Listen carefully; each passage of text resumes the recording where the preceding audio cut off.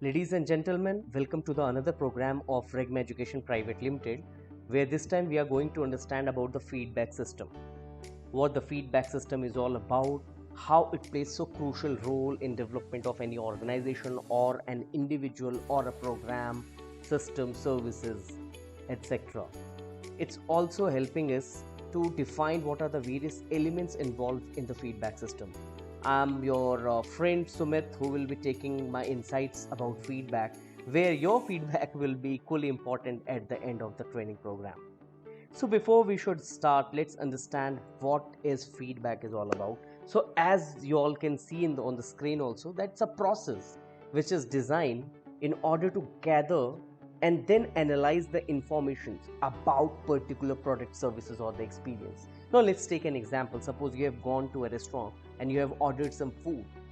Post having that food, either chef or the manager or the hospitality sector will connect with you, or they will share a feedback form, or they will have a discussion about your experience in that restaurant, or about the taste of the food.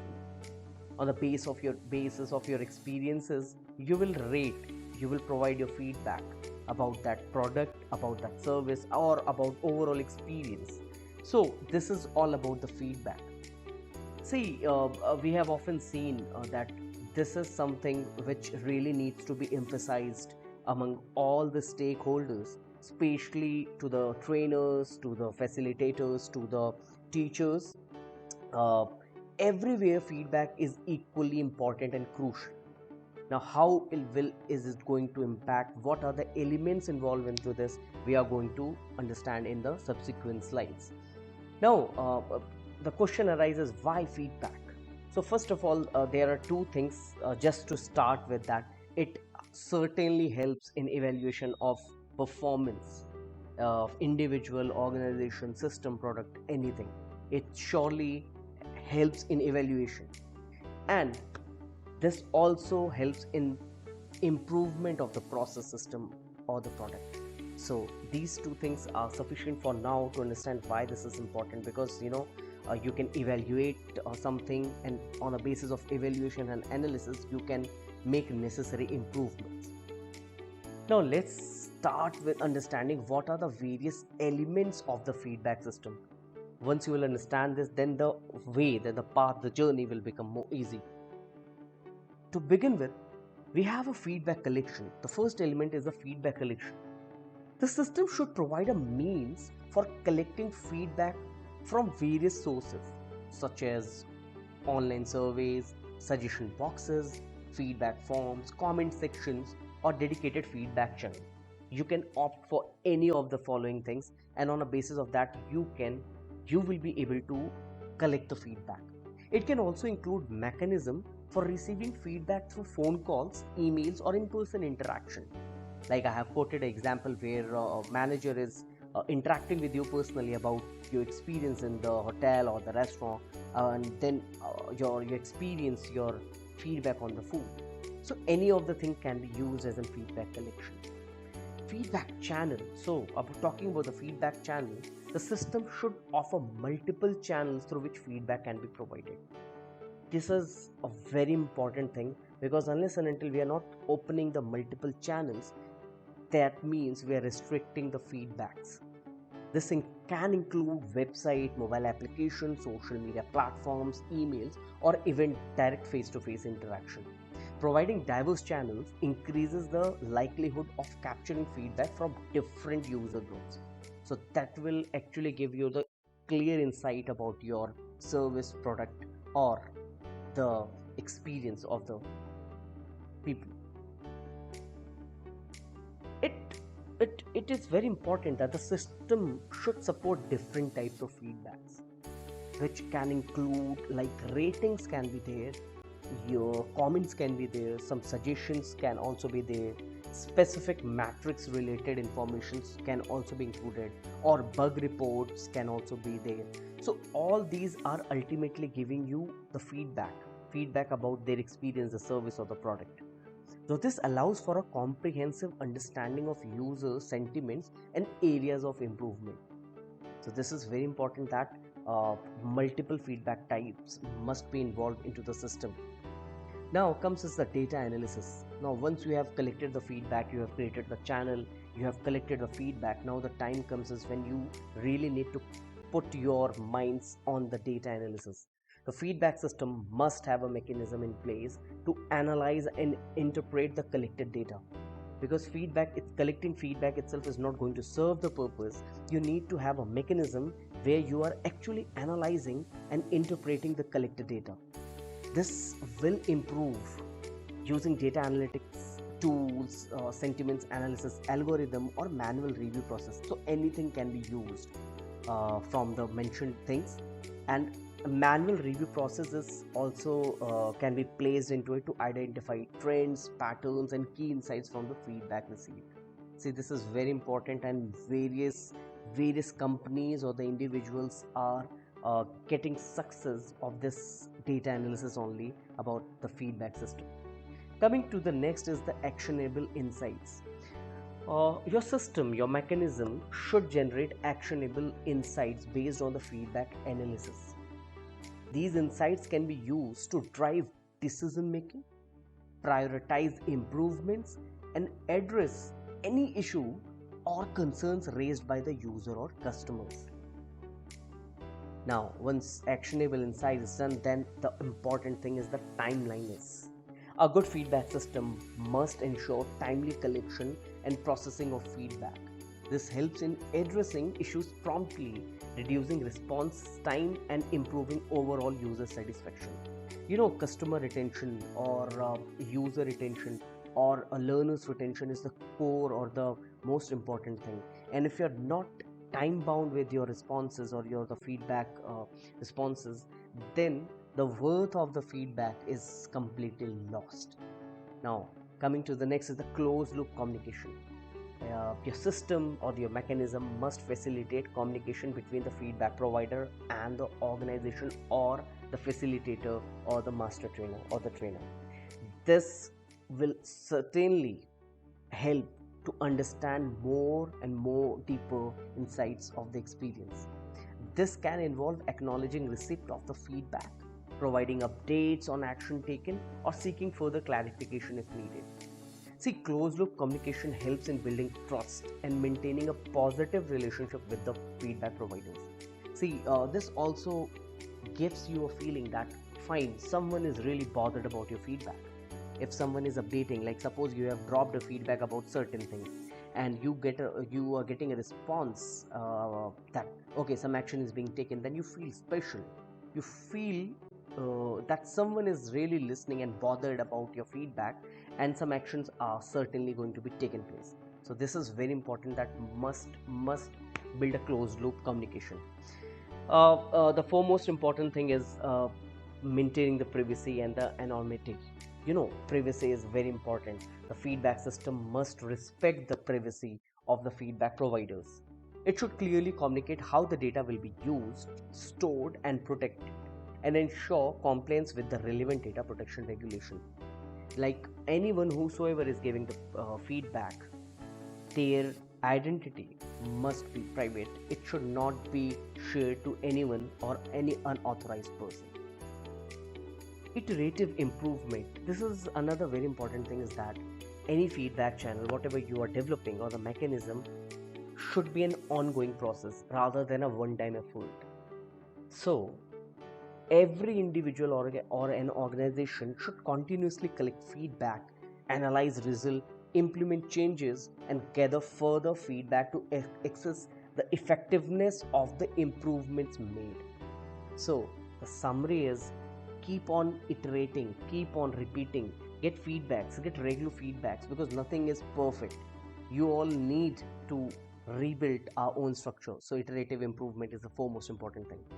Integration. So you can integrate your feedback system with other systems or processes within the organization, or your training module, or your training system, such as customer relationship management software, CRM, which we call as a CRM software, your daily training programs, project management tools, your website, anything can be used, and feedback can be integrated with the existing programs. That will allow for a seamless flow of information and streamlines the feedback management process. Now, to sum up with, overall, a well-designed feedback system enables organization to gather valuable insights, make informed decisions, and enhance their product services processes based on the user feedback. Now, coming to the another point is, how many types of feedback are there? To sum up with, feedback collections channel, multiple types, time bound. Once you have collected all the information, the data must be analyzed, and actionable insight must be drawn from the feedback. Closed loop communication is very important, where you are updating your user about the timeline, about your reaction, or if you want to go in more details from the customer, get this as an iterative improvement, where it should be a regular practice. Maintain the privacy of the person who have given the feedback, and integrate feedback system in all your present system, whether it's training delivery, whether it's assessments, whether it's any organization process, anything. So these are very crucial and important elements of the feedback. uh, we have discussed about the types of feedback, so this is very important, and let's understand what are the various types of feedback which are classified as the let's start with the positive feedback. This focuses on acknowledging and highlighting the strengths, successes, or accomplishments of an individual, product, service, or the performance.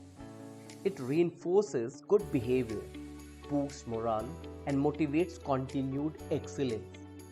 For example, great job on completing the project ahead of schedule. Your attention to detail and dedications are commendable. So, this way, you are actually providing a moral support. You are giving them a boost that yes, the concerned person or the department or the service or provider, they have done a commendable job. Now, second is the constructive feedback. See, constructive feedback aims to provide suggestions, recommendations, or areas of improvement while maintaining a supportive and helpful tone. This is very important to understand a difference between positive and the constructive feedback. Positive feedback is somewhere which focuses on acknowledging and highlighting the strengths, successes, or the accomplishments, whereas constructive feedback have an aim to provide suggestions, recommendations, or areas of improvement while maintaining a supportive and helpful tone. It focuses on specific actions or behaviors that can be modified to enhance performance or outcomes. For example, your presentation was informative, but it could benefit from more visual aids to engage the audience and improve clarity. So, in this point, you are actually suggesting something, you are recommending something, so that the system or the experience of the users can be improved. Coming is the negative feedback. So, negative feedback points out shortcomings, mistakes, or areas of improvement in a direct and critical manner. Is negative feedback bad? No, it's not bad. It depends on your system. It depends on your training environment, on your product, or on your service system. So sometimes negative feedbacks are very important because it highlight aspects that need correction or adjustment.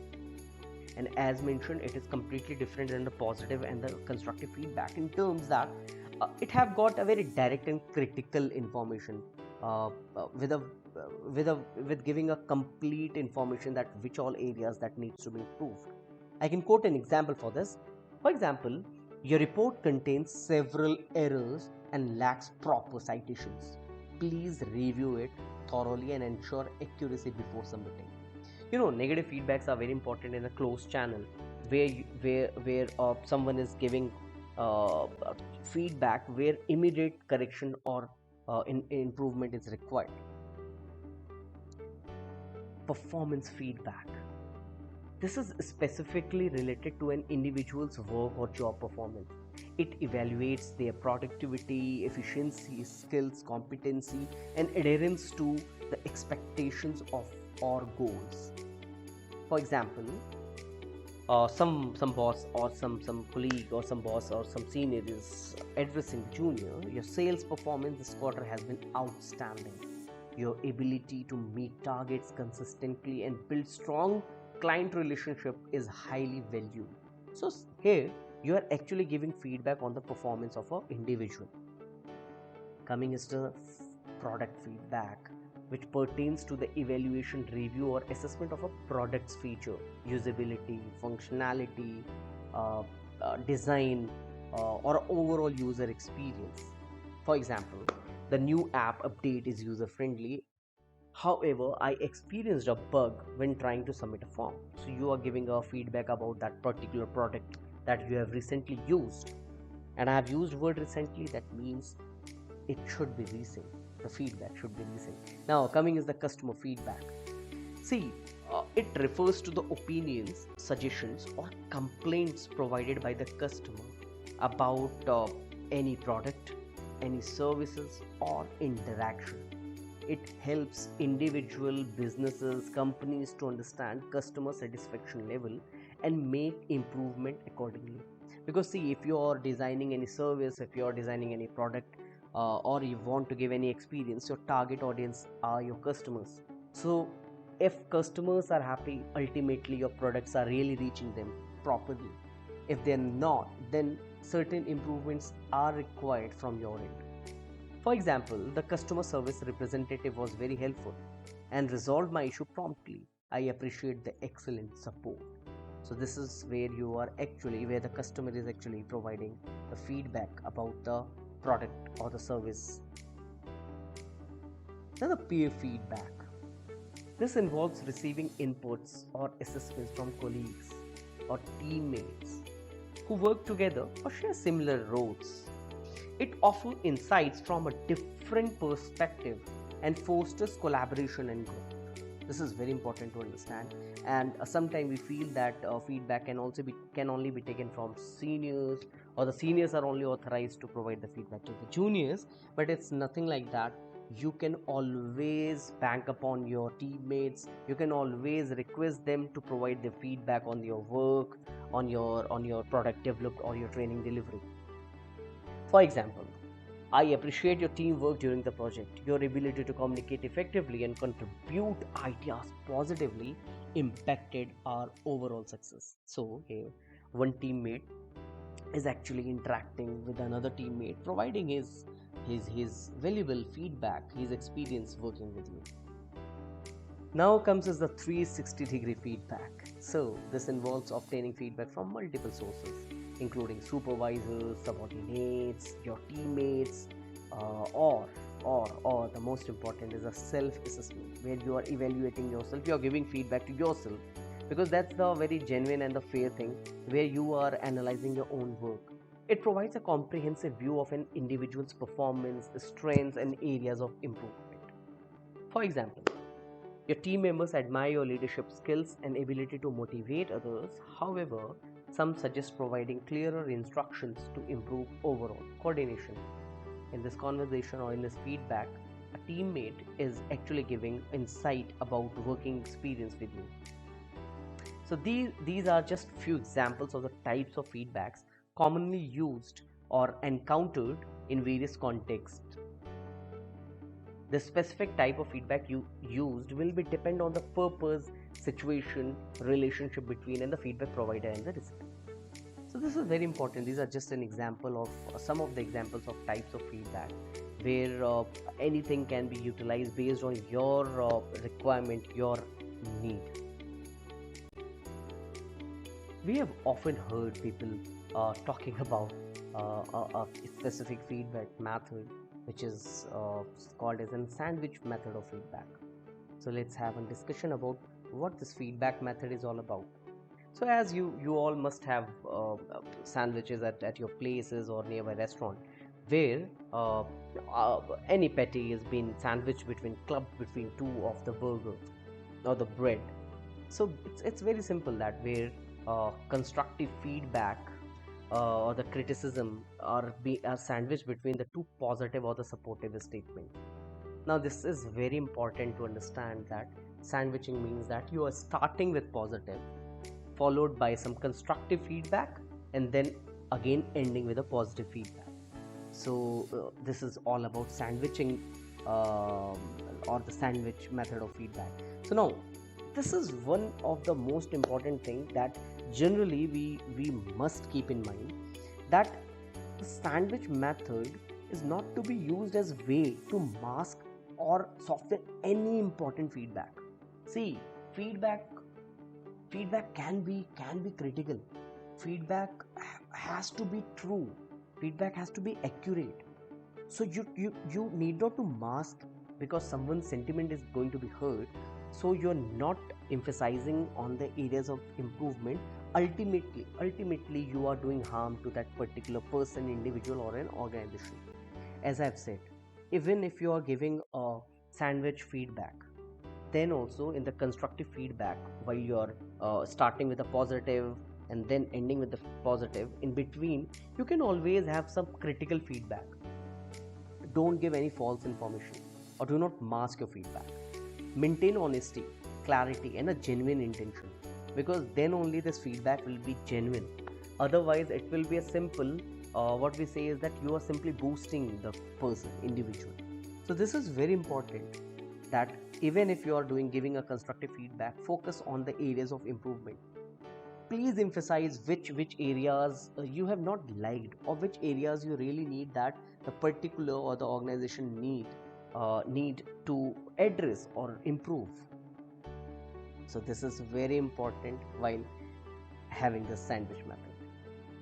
Now as I've said, feedback is very crucial. So anything cannot be used as a feedback. So feedback have certain features which actually contribute to its effectiveness and value. Here are some important feedback or the features. See, this is something very well said, that the feedback should be specific and it should provide clear details about the observed behavior, actions, or outcome. Just avoid generalization. You don't have to be generic. Be specific. What areas of improvement if you want, please mention it down. Don't talk generic, talk specific, because that will help the individual to give more improvement. It avoids generalization and provides a specific examples or instances to make the feedback more actionable, and it will make the people to understand your experience in more detail.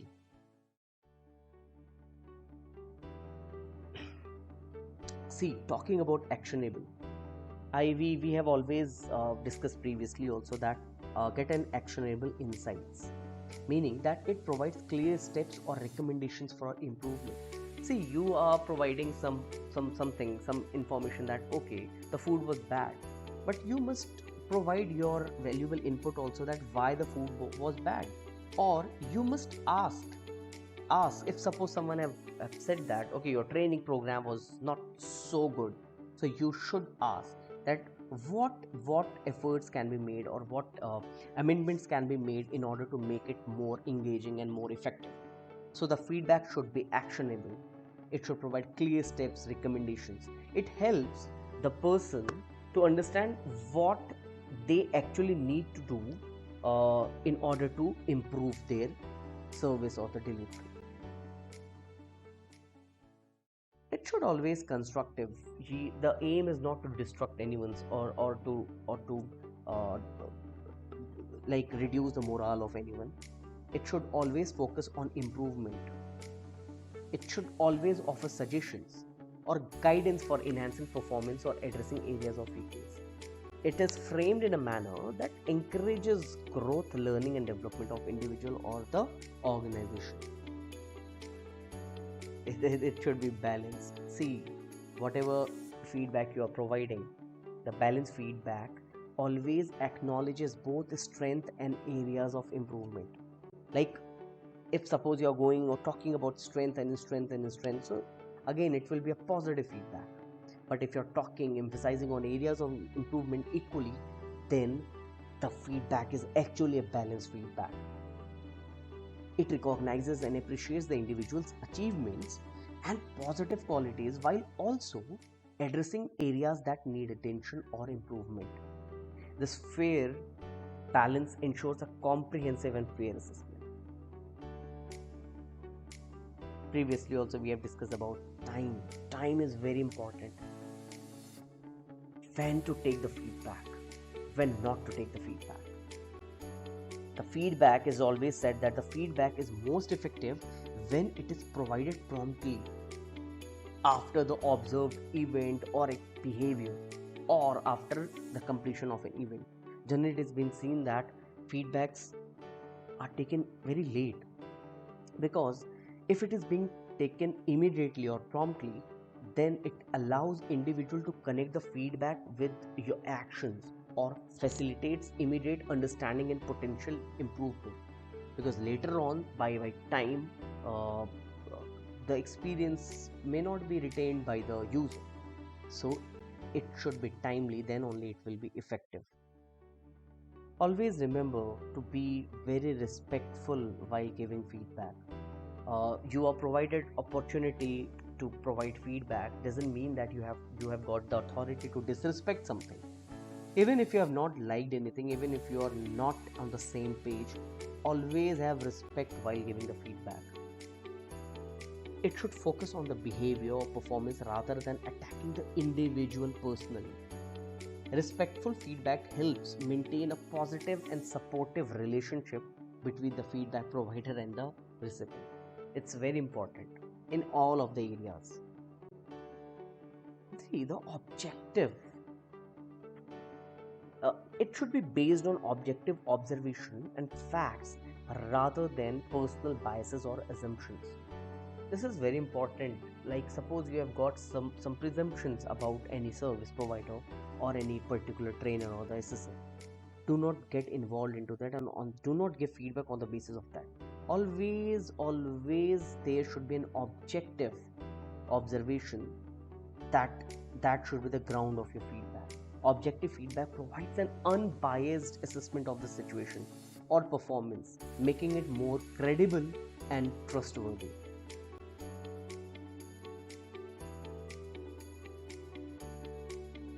It should always align with specific goals or objectives. It should be tied to desired outcomes or performance expectation, and it should be providing guidance on how to achieve them effectively. See, if you're providing feedback, so you should always provide some improving steps or some measures where the services or the product can be or improved. For example, you are giving feedback to the training, to the master trainer about the training, and you mentioned that the training was not very engaging. Then please provide some measures, some steps, that okay fine, if you're going to use some more activities, if you're going to have adequate breaks, then that will help the session to become engaging. So this way you are actually giving a goal about how and which all areas needs to be improved. And as I have previously mentioned, it should be continuous. Feedback should be continuous. No process is perfect. Anytime it's not perfect. So it should be an ongoing process, not a one time event. It should be part of a continuous feedback loop where feedback is provided regularly. For example, you have got 4 days training program.